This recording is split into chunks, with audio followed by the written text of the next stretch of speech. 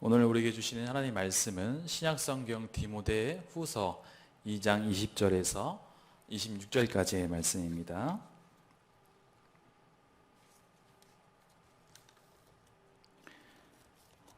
디모데 후서 2장 20절에서 26절까지의 말씀 한 절씩 교독하도록 하겠습니다. 큰 집에는 금 그릇과 은 그릇뿐 아니라 나무 그릇과 질 그릇도 있어 귀하게 쓰는 것도 있고 천하게 쓰는 것도 있나니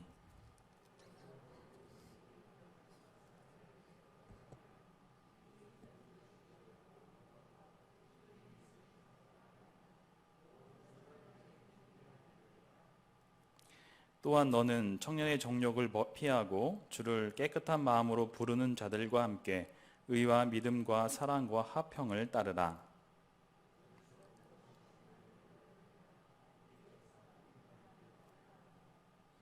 주의 종은 마땅히 다투지 아니하고 모든 사람에 대하여 온유하며 가르치기를 잘하며 참으며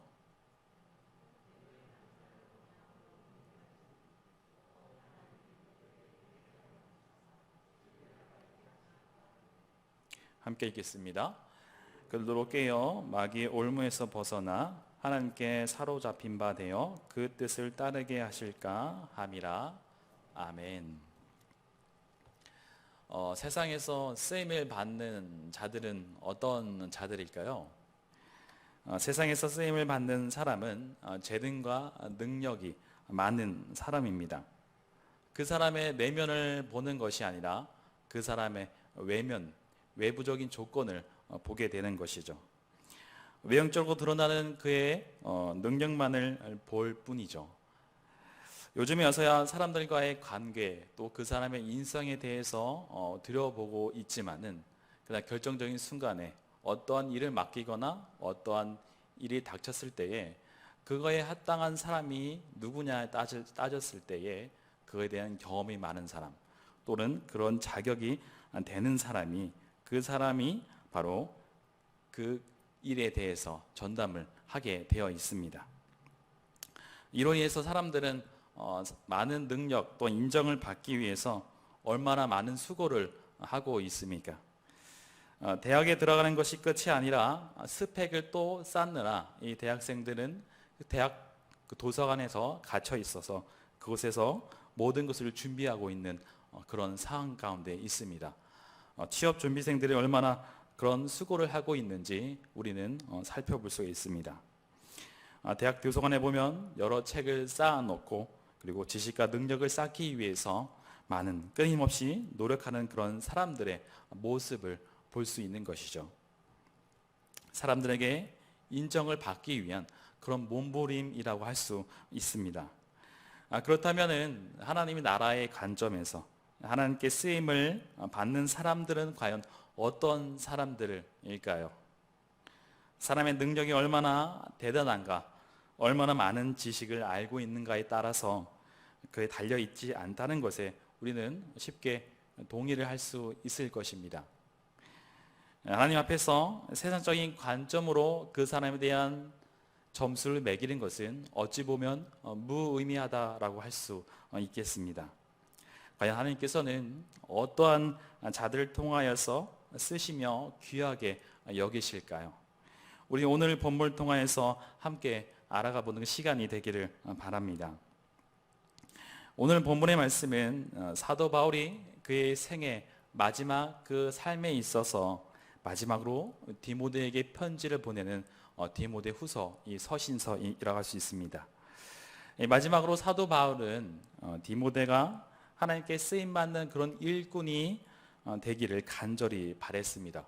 그래서 오늘 실제적인 그 권면을 디모데에게 하고 있는 것이죠.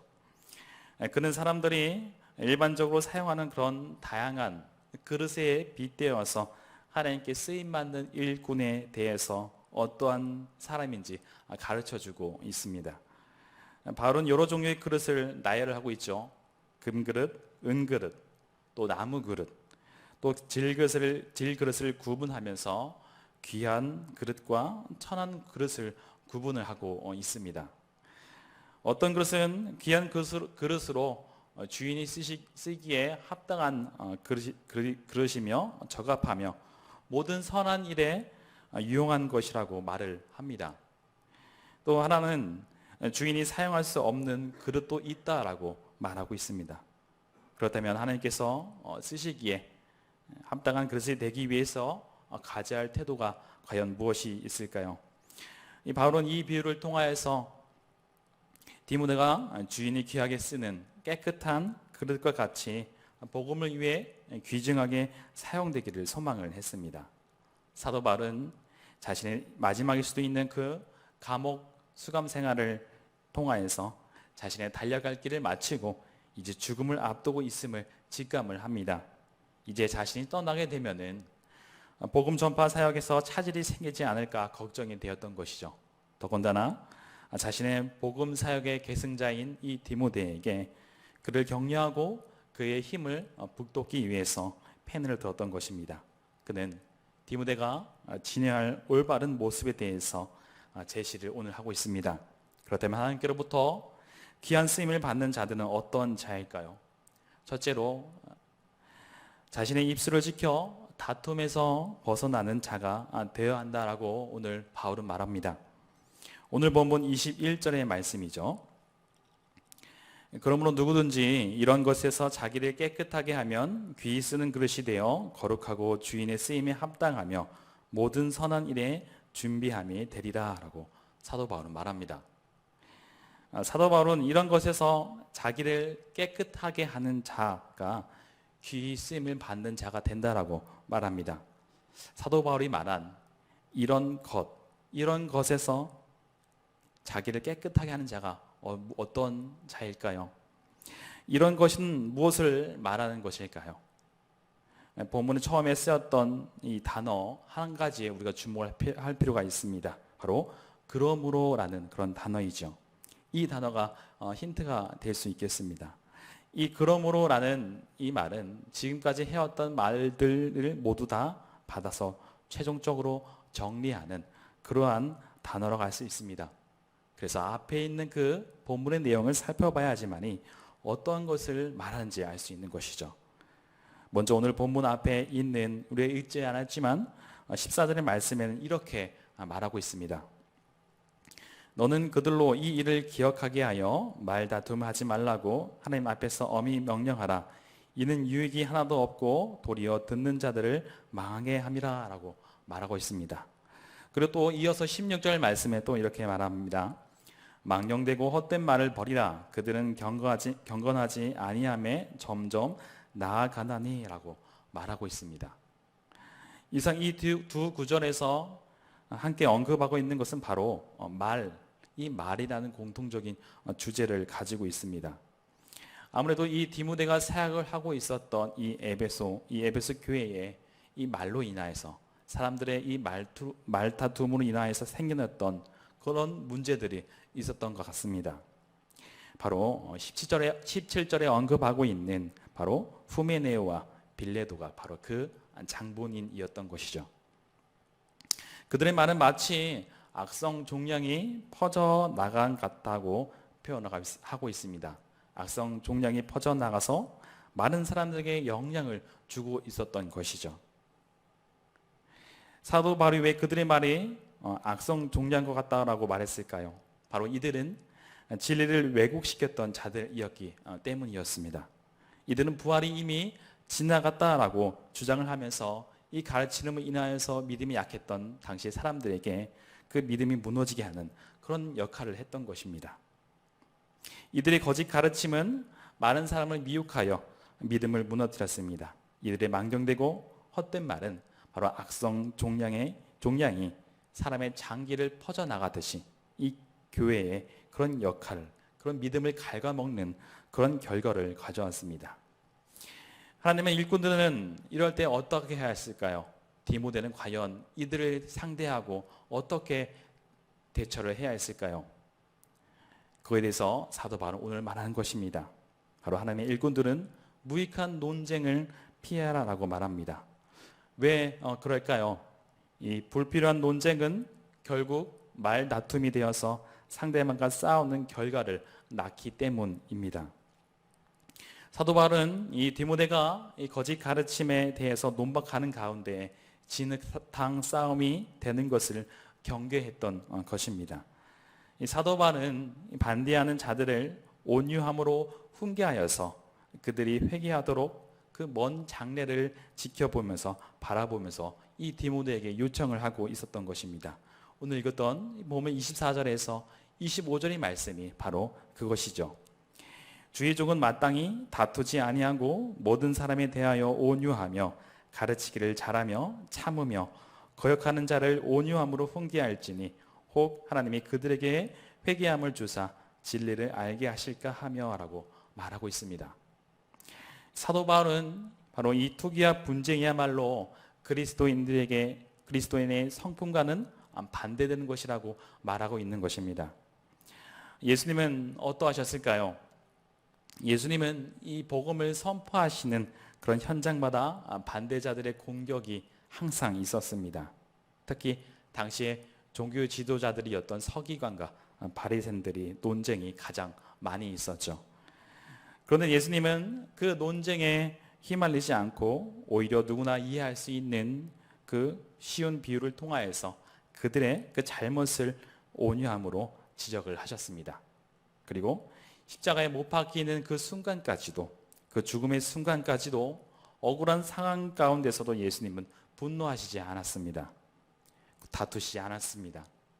겉으로 약해 보였지만은 가장 강한 사람은 바로 예수님이셨던 것이죠. 예수님을 믿는 자들로서 우리는 마땅히 그 예수님의 본을 따라가야 하겠습니다. 하나님의 일꾼으로서의 그 감정을 주체하지 못하고 사람들과 다투는 일이 없도록 조심을 해야 하겠습니다. 때때로 사람들은 화를 불러일으키고 분노를 자극하는 그런 논쟁의 자리를 피하는 것, 이것이 약한 모습이라고 생각하기도 합니다. 그래서 자기 자존심을 다치지 않으려고 신경을 곤두세우곤 하죠. 그래서 자신의 자존심을 건드리는 부분이 있다면은 쏘아 붙이기 마련입니다. 그래서 잠언의 말씀에는 이렇게 말씀을 하고 있습니다. 잠언 20장 3절의 말씀이죠.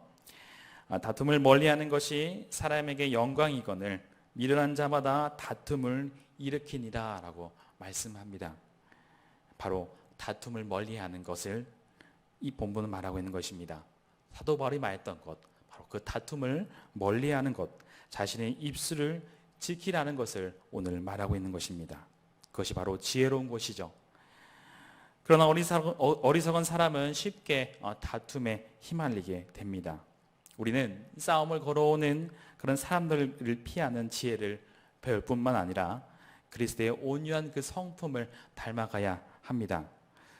우리가 말마다 성령의 뜻에 순종할 때에 우리 안에는 변화가 일어나게 될 것입니다. 우리 안에 주님과 같이 온유한 성품이 열매를 맺을 때 하나님께서는 그러한 자들을 사용하시는 것이죠. 그래야 해서 깨끗한 그릇으로 쓰임을 받는 우리 모든 성도들이 되시기를 바랍니다. 둘째로 이 깨끗함과 정결함을 유지하는 자가 하나님께로부터 기위 쓰임을 받는 그런 조건이 될 수 있음을 우리는 기억해야 하겠습니다. 바울은 집에서 사용하는 그릇들을 예로 들면서 이 디모데가 관심을 두어야 할 그런 덕목이 무엇인지를 오늘 강조를 하였습니다.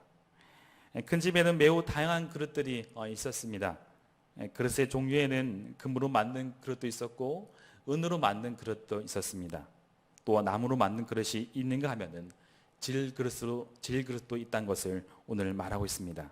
그런데 중요한 것은 그릇의 재료가 무엇이든지 상관이 없었다는 것입니다. 우리는 겉으로 보았을 때 금과 은으로 만든 그릇이 더욱 귀한 것으로 여겨집니다.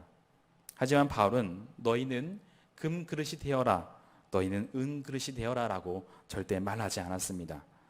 바울은 그저 쓰임을 받는 그 다양성을 말하는 것이었습니다. 때로는 금으로 만든 그릇으로 담아야 할 것이 있고 때로는 은으로 만든 그 은 그릇이 필요할 때가 있습니다.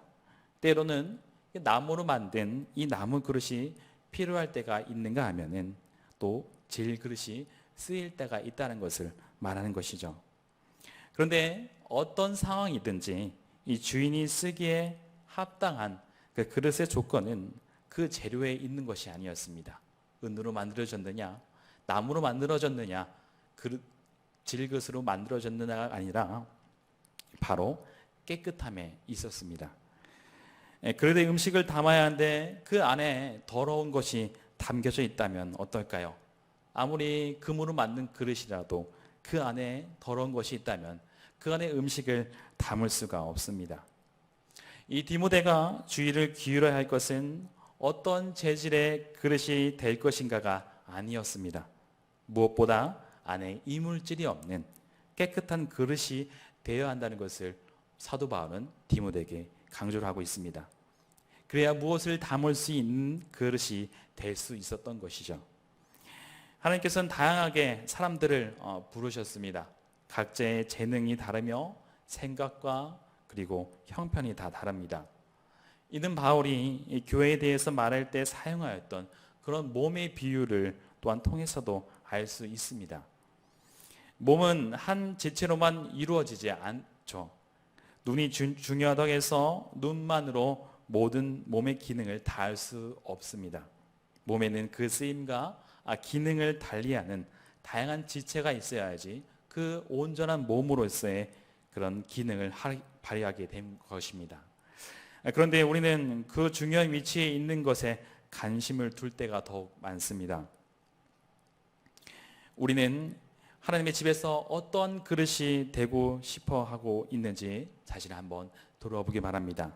대개 존경받고 또는 명예로운 그릇이 되고 싶어 하지는 않습니까? 쉽게 말해 금 그릇이 되고 싶어 하는 것이죠. 질그릇은 되고 싶어 하지 않습니다. 이는 금 그릇이 질그릇보다 더 우월하다고 생각하기 때문이죠. 그러나 그렇지 않습니다. 음식이나 어떤 물건을 담을 때는 반드시 질그릇에 담아야만이 제맛이 나는 음식이 있고 어울리는 물건이 있습니다. 아무리 금그릇이 좋다고 한들 그 그릇에 맞지 않는 음식이나 어떤 물건을 담으면 오히려 그 음식의 맛을 상실하거나 볼품없게 되기 때문입니다. 하나님도 당신의 뜻에 따라 각각 일에 어울리는 그런 그릇을 두셨습니다. 그러므로 그에게 합당한 직분을 주시게 마련입니다. 우리가 하나님 나라의 일의 쓰임에 있어서 다양성을 인정하지 않고 한 쓰임만 가치 있다고 여기는 그런 생각은 그 하나님의 은사나 그 달란트를 무시하는 것과도 같다라고 할 수 있습니다. 그렇게 남들보다 더 많이 인정을 받고 싶어하는 사람들의 생각인 것이죠. 남들보다 더 가치 있는 사람, 그리고 더 위에 있고 싶어합니다. 하지만 바울은 우리의 관심이 그것이 아니라 깨끗하게 준비되는 일이 있어야 한다고 오늘 가르치는 것입니다. 성도가 기회의 쓰임을 받는 조건은 능력이 아니라 그 재질의 어떤 것이냐가 아니라 바로 정결함에 있었던 것입니다. 귀 쓰임을 받는 성도의 조건, 그것은 능력이 아니라 그의 조건이 아니라 그가 가지고 있는 그 무엇이 아니라 바로 사람의 정결함에 있음을 기억하시길 바랍니다. 거짓교훈에 물들지 않고 오직 그 하나님의 말씀만으로 인생을 사는 사람이 중요하다라고 할 수 있습니다. 야고보 사도는 야고보서 4장 8절에 이렇게 말했습니다. 하나님을 가까이 하라. 그리하면 너희를 가까이 하시리라. 죄인들아 손을 깨끗이 하라. 두 마음을 품은 자들아 마음을 성결하게 하라 라고 말했습니다. 하나님을 가까이 하십시오. 우리 삶을 더욱더 정결함으로 갖고 가시길 바랍니다. 하나님 말씀에 따라 자신을 더욱더 정결하게 하는 것에 전력을 다하시는 그런 성도분들이 되시길 바랍니다. 자기를 깨끗하게 하는 것, 그것이 바로 귀한 쓰임을 받는 조건임을 우리는 기억할 필요가 있습니다. 그 사람의 사회적 지위, 신분, 그가 무엇을 가지고 있는가, 그가 어떤 능력을 가지고 있느냐가 중요한 것이 아니라 내가 과연 하나님 앞에 정결한 그런 삶을 살고 있는가, 나의 그런 마음의 그릇은 깨끗한가, 그것이 중요함을 오늘 바울은 말하고 있습니다. 그래서 바울은 구체적으로 깨끗한 삶의 모습이 무엇인지를 더욱더 제시를 하고 있습니다. 그것은 바로 정욕을 피하는 것이라고 말합니다. 22절의 말씀이죠. 바울은 이렇게 말합니다. 또한 너는 청년의 정욕을 피하고 주를 깨끗한 마음으로 부르는 자들과 함께 의와 믿음과 사랑과 화평을 따르라 라고 말합니다. 이 거룩함을 유지하기 위해서는 무엇보다 청년의 그 정욕을 피해야 한다고 바울은 말하고 있습니다. 여기서 청년의 정욕은 단지 성적인 욕망만을 말하지 않습니다. 여기서 말하는 정욕은 바로 고집스러운 자아, 세속적인 그 욕심을 따라 자신의 마음대로 살고자 모든 생활 방식을 그곳에 맞춰가는 그런 것이라 할 수 있습니다. 이런 삶의 방식을 버리지 않으면 더러운 그릇이 될 수밖에 없는 것처럼 바울은 말하고 있는 것입니다. 우리 역시 하나님의 사역을 위해서 결코 쓰임을 받을 수 없습니다. 이런 정욕을 가지고 있다면 하나님 뜻에 따라 하나님 나라를 위해서 나의 시간과 나의 삶을 드릴 수 있는 것이 아니죠. 오히려 하나님의 뜻이 아니라 자신의 욕망과 자신의 욕심만을 추구하는 삶이기 때문입니다. 그렇다면 청년의 정욕에서 벗어나는 길은 과연 무엇이 있을까요? 바로 하반절에 나오는 그런 말씀입니다. 주를 깨끗한 마음으로 부르는 자들과 함께하는 것이라고 말하고 있죠. 정결한 마음으로 주님을 섬기는 공동체에서 함께 교제하며 사역하는 것을 말합니다. 혼자 떨어져서는 신앙생활을 우리는 할 수 없음을 기억할 필요가 있습니다. 주를 깨끗한 마음으로 부르는 자들과 함께 하는 것이 우리에게 필요합니다. 혼자 정결과 거룩을 추구하며 하나님께 쓰임을 받는 자가 되지 말고 바로 주님을 따르는 그 사람들과 더불어서 함께 하나님의 나라를 일구어 가라는 그런 말씀인 것이죠. 이것이 바로 세 번째 그 뜻이라 할 수 있습니다. 바로 함께하는 신앙이 더욱 빛나게 되어 있음을 우리는 기억할 필요가 있습니다. 이 사도 바울은 이 22절의 하반절에 주를 깨끗한 그 마음으로 부르는 자들과 함께하라라고 말하면서 디모데에게 깨끗한 마음으로 주를 부른 그들을 따르라라고 말하고 있습니다. 그럼 그들은 어떠한 자들일까요? 곧 신앙과 삶이 일치하는 그런 진실한 자들이라고 할 수 있겠습니다. 그들과 함께 믿음 생활을 해야 하는 것이죠. 선한 영향력을 서로에게 주고받게 되기 때문입니다. 한마디로 말해서 주변의 성도들과 복음의 동역자들과 동행하라는 것입니다. 이 사도 바울의 사역에 있어서 다른 믿음의 그 동역자들과 함께하는 삶을 그는 추구를 했었습니다. 그가 선교 여행을 하면서 자신 혼자 그 모든 복음을 전파했던 것이 아니라 그의 주변에는 늘 함께하는 믿음의 동역자들이 있었습니다. 한 가지로 이 빌립보서 4장 3절의 말씀에 그는 이렇게 말합니다. 또 참으로 나와 멍에를 같이 한 내게 구하노니 복음에 나와 함께 힘쓰던 저 여인들을 돕고 또한 글레멘드와 그 외에 나의 동역자들을 도우라. 그의 이름들이 생명책에 있느니라 라고 말하고 있습니다. 사도 바울은 말인 그 서신서들을 통해서 확인할 수 있는 것은 바로 하나님의 나라를 위해서 다른 사람들과 함께 하고자 하는 그런 삶을 중요하게 여겼다는 것입니다. 혼자 정결과 거룩을 추구하며 하나님께 쓰임받는 자가 되지 말고 주님을 따르는 사람들과 더불어서 함께 하나님의 나라를 일구어 나가는 그런 뜻이죠. 우리의 신앙은 개별적인 것이지만은 또한 공동체적인 그런 부분도 있습니다. 이 공동체적인 성장과 성숙을 가져오지 못한다면은 그것은 온전한 신앙이라 할 수 없다라고 할 수 있습니다. 이 사도 바울은 바로 위대한 신앙의 모범으로 인정되는 이유 중 그 하나도 바로 그에게 믿음의 사람들과 함께 진리를 추구하면서 함께 노력을 했기 때문이라 할 수 있습니다. 우리가 거룩한 하나님의 일꾼으로 세워지기 위해서는 거룩한 공동체 안에 거하는 것이 바로 필수 조건입니다. 세상 문화는 언제나 세속적인 욕망을 부추기는 또한 수많은 유혹거리를 우리에게 던져줍니다. 이런 환경에서 우리를 유혹하는 이런 모든 것에서 자신을 더럽히지 않기 위해서는 계속 서로 격려하며 또한 깨끗한 삶을 우리는 서로 권면해야 한다는 것을 오늘 우리가 깨달아야 할 필요가 있습니다. 그런 진실한 자들과 함께 믿음과 사랑과 그 화평을 따라야 한다고 오늘 바울은 말하고 있습니다. 이처럼 다른 사람들과 함께 진리를 추구하는 노력이 우리에게도 있다면은 바로 이 세상에서 빛을 발하는 그러한 믿음의 사람들이 될 것입니다. 이렇게 하나님께 쓰임받는 거룩한 그런 그릇들이 될 수 있음을 오늘 사도 바울은 말하고 있는 것이죠. 나의 조건, 나의 사회적인 그런 지위나 내가 가지고 있는 것들, 그것을 통해서 하나님께서 쓰시는 것이 아니라 바로 나의 마음, 내가 정결한 삶을 살고 있는가, 그것을 하나님께서는 보고 계신다는 것입니다. 또한 나의 거룩함을 이루어가면서 이 공동체 안에서 살아가고 있는가, 그 공동체를 통해서 하나님께서는 우리를 쓰시며 거룩한 그릇으로 또한 하나님 나라의 사역자로 불러주고 있다는 것을 오늘 우리는 기억하기를 바랍니다. 그래야 해서 이 서남교회가 이 지역사회의 거룩한 또한 하나님 복음을 또 하나님 나라를 확장시키는 그런 거룩한 그릇이 되는 교회가 되시길 바랍니다. 함께 기도하도록 하겠습니다.